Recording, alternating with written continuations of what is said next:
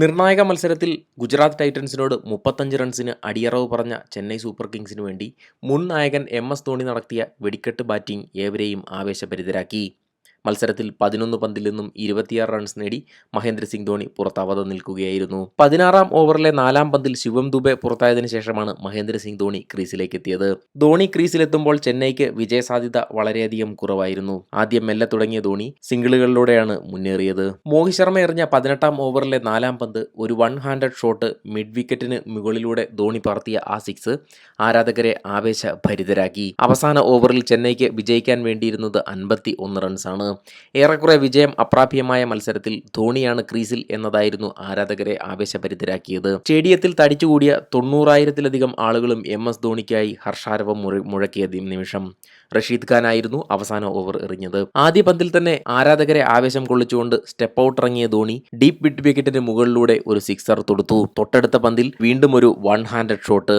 ഇതാ അടുത്ത സിക്സ്. എന്നാൽ 3-ാം പന്തിൽ ധോണിക്ക് സിക്സ് ആവർത്തിക്കാനായില്ല. റഷീദ് ഖാൻ LBW അപ്പീൽ ചെയ്യുമ്പോൾ ആരാധകർ ഒന്നടങ്കം സ്തബ്ധരായി പ്രാർത്ഥിക്കുകയായിരുന്നു ധോണി ഔട്ടാവരുതേ എന്ന്. എന്നാൽ റഷീദ് ഖാൻ ആ അപ്പീലിന് റിവ്യൂ എടുക്കാൻ കൂട്ടാക്കിയില്ല. അപ്പോൾ കമന്ററി ബോക്സിൽ രവി ശാസ്ത്രി പറഞ്ഞത് 90,000 ആളുകളെ വെറുപ്പിക്കാൻ റഷീദ് ഖാൻ ആവില്ല എന്നാണ്. എന്നാൽ ക്യാപ്റ്റൻ അപ്പോൾ തന്നെ ഗുജറാത്ത് ടൈറ്റൻസിന് വേണ്ടി റിവ്യൂ എടുക്കുകയായിരുന്നു. തുടർന്ന് 2 ബോളുകളിലും ധോണിക്ക് റണ്ണൊന്നും എടുക്കാനായില്ല. അവസാന പന്തിൽ ബൗണ്ടറി നേടിക്കൊണ്ട് ധോണി ഏവരെയും ആവേശം ഉൾക്കൊള്ളിച്ചുകൊണ്ടാണ് മത്സരം അവസാനിപ്പിച്ചത്. മത്സരത്തിൽ 35 റൺസിന് ചെന്നൈ സൂപ്പർ കിങ്സ് ഗുജറാത്ത് ടൈറ്റൻസിന് മുന്നിൽ അടിയറവ് പറഞ്ഞു. 11 പന്തുകളിൽ 3 പടുകൂറ്റൻ സിക്സറുകളും 1 ഫോറും പറത്തിയ ധോണി 26 റൺസാണ് നേടിയത്.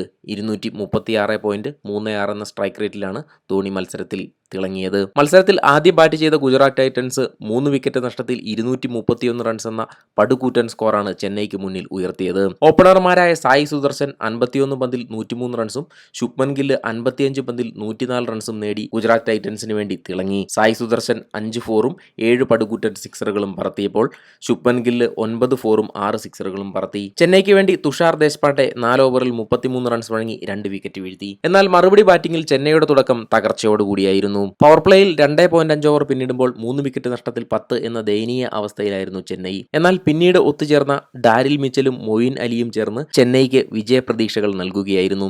ഇരുവരും ചേർന്ന് ചെന്നൈയുടെ സ്കോർ 12.2 ഓവറിൽ 119 എന്ന നിലയിലെത്തിച്ച ശേഷമാണ് വേർപിരിഞ്ഞത്. ഇരുവരെയും പുറത്താക്കിക്കൊണ്ട് മോഹിത് ശർമ്മയാണ് ഗുജറാത്ത് ടൈറ്റൻസിനെ മത്സരത്തിലേക്ക് തിരികെ കൊണ്ടുവന്നത്.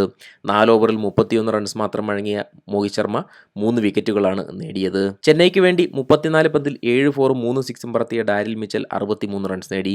മൊയിൻ അലി 36 പന്തിൽ 4 ഫോറും 4 സിക്സും പറത്തി 56 റൺസും നേടി. ഈ മത്സരത്തിലെ വിജയത്തോടുകൂടി ഗുജറാത്ത് ടൈറ്റൻസ് തങ്ങളുടെ സെമി പ്രതീക്ഷകൾ സജീവമാക്കിയിരിക്കുകയാണ്. മത്സരത്തിലെ തോൽവി ചെന്നൈക്ക് തിരിച്ചടിയായെങ്കിലും അവരുടെ സാധ്യതകളും ഇപ്പോഴും നിറം മങ്ങിയിട്ടില്ല. ശേഷിച്ച 2 മത്സരങ്ങളിൽ വിജയിക്കാനായാൽ ചെന്നൈക്കും പ്ലേ ഓഫിലേക്ക് കടക്കാനാവും. ക്രിക്കറ്റ് ലോകത്തെ കൂടുതൽ വാർത്തകൾക്കും വിശേഷങ്ങൾക്കുമായി ഈ ചാനൽ സബ്സ്ക്രൈബ് ചെയ്യുക.